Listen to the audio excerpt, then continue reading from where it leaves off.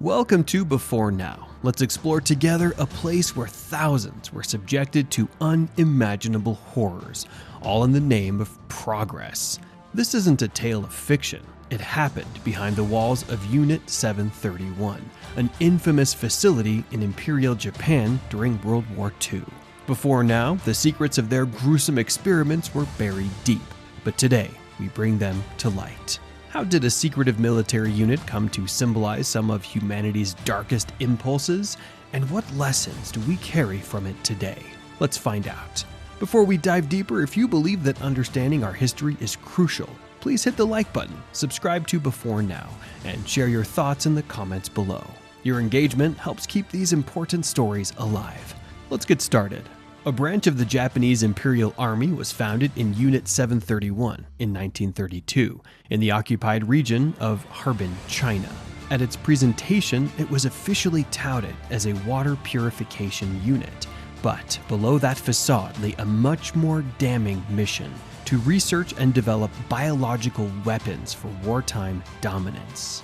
The twisted thinking of General Shiro Ishii, a man about whom we've got another thing or two to say, was the architect of Unit 731. Ishii had even studied microbiology and believed that biological and chemical weapons were good weapons to use in warfare. Unit 731 was created to fine-tune and mass-produce biological agents, implementing a devastating African killing force against enemy populations. Much of what Unit 731 did was secret and very cruel. The victims, simply Chinese civilians, with Russians, Koreans, and even some Allied prisoners of war. The goal? The largest scale of human experimentation ever undertaken to serve military ends. Vivisection was one of the most horrifying practices. They would perform dissections on living humans without anesthesia. Deliberate infection of prisoners with diseases including bubonic plague, cholera, anthrax, typhoid fever, and others was commonplace. These diseases were studied to the point of progression, dissecting the subjects while still living to see real-time tissue damage. These experiments aimed to discover exactly how the disease was transmitted and caused damage within the human body. The rationale behind these experiments was as cold as it was horrifying. According to Ishii and his team, their biological weapons would only be effective if built with live human data. These logs were so called in order to dehumanize the victims and relegate the purpose of the facility to what it was in actuality: an unimaginable horror, excruciating pain, and unimaginable fear. This wasn't science, it was murder, excused by ruthless ambition. Regardless, Unit 731 carried out experiments that verged on the macabre beyond vivisection. For instance, in one infamous series of tests, prisoners were exposed to extreme temperatures to learn about the effects of frostbite. Such inhuman trials found their perfect setting in Harbin's brutally cold winters.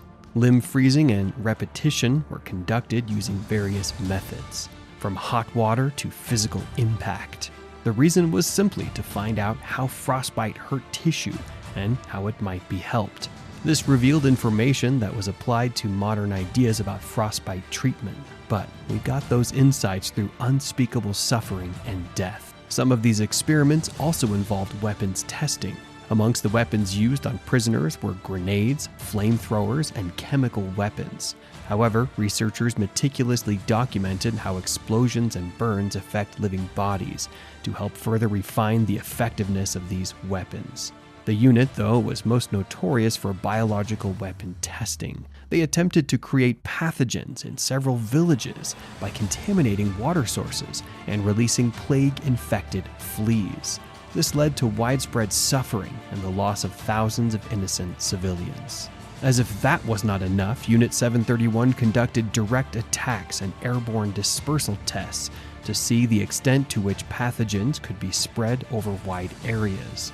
Some planes released contaminated materials over remote areas, so scientists could track how far and deadly diseases spread in a controlled environment.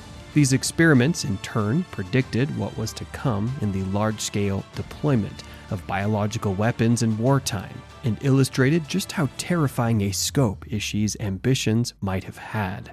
Perhaps the most disturbing legacy of Unit 731's biological experiments is that they were intended for large-scale use in warfare. According to the Japanese Imperial Army in World War II, these biological agents were being planned to incapacitate the United States West Coast through their kamikaze missions or balloon bombs, but they never came to fruition.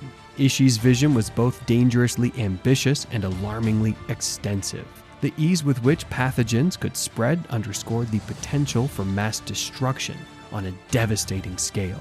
Unit 731's atrocities were not exposed until the end of World War II in 1945. The revelations shocked the international community, and many assumed that those responsible for these horrific crimes, if that is even the right word for them, would face justice. But the outcome was far more controversial. The United States struck a deal to grant immunity to General Shiro Ishii and his staff in exchange for the data they released.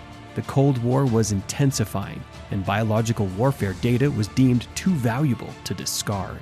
This decision to grant immunity outraged many, effectively allowing war criminals to walk away unpunished in exchange for scientific knowledge. The United States used the data obtained to inform its own biological warfare research, and the immunity deal has since stood as a lasting stain on post-war justice. Most Unit 731 leaders went on to reestablish themselves within Japan's scientific and medical community, with many leading successful lives.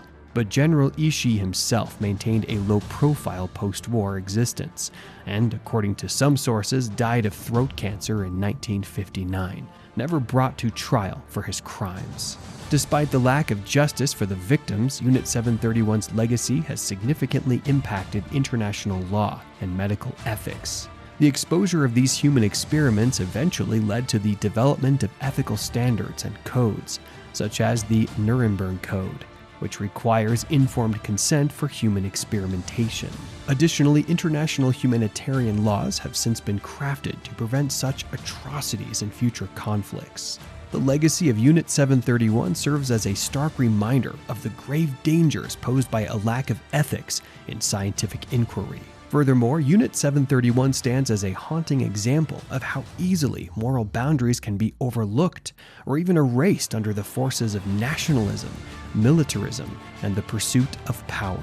It confronts us with humanity's capacity for cruelty and the risks of dehumanizing others in the name of scientific advancement, military supremacy, or even so-called greater good. The stories of those who suffered within its walls still linger, a chilling testament to a dark history that must not be forgotten. Today, descendants of Unit 731's victims are calling for recognition, justice, and a public apology from the Japanese government. While some efforts have been made to acknowledge these atrocities, much of Japan's wartime history remains a sensitive topic that is either minimized or omitted from public discourse. This silence only serves to deepen the pain of survivors and families fighting to ensure that the world remembers what happened. Unit 731's historical and ethical legacy continues to influence discussions on scientific responsibility, the boundaries of human experimentation, and the hazards of unchecked power. This legacy also serves as a reminder of the crucial need for rigorous international standards to prevent the repetition of such horrors. Modern advancements in science and medicine highlight the critical balance required between progress and ethical restraint, a balance too easily broken if ethics are abandoned. Japan's scientific community was not immune to Unit 731's influence. Many former researchers reintegrated into society, often taking highly influential roles in academia, pharmaceutical companies, and research institutions.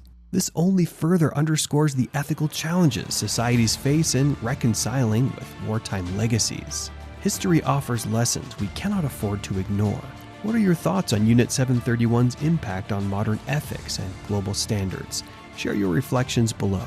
If this deep dive into history resonated with you, give this video a thumbs up, subscribe to Before Now, and join us as we continue to explore history's darkest and most hidden chapters. Thank you for watching.